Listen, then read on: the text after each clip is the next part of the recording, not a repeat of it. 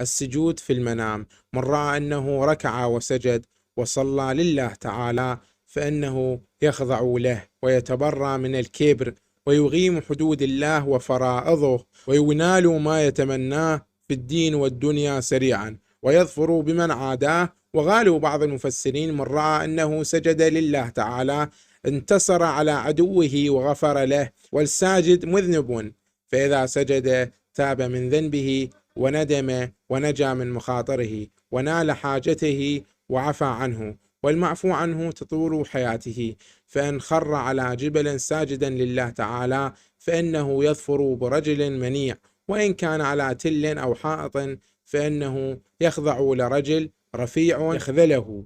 والسجود في المنام دليل على الإيمان بالله والتوبة للعاصي.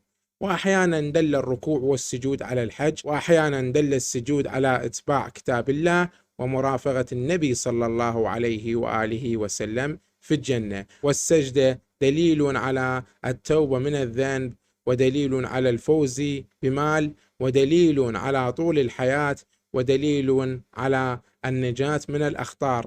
والسجود نصر وصلاح في الأمور، وقد يكون السجود نعمة أنعمها الله تعالى على من رأى ذلك. هذا، والسلام عليكم.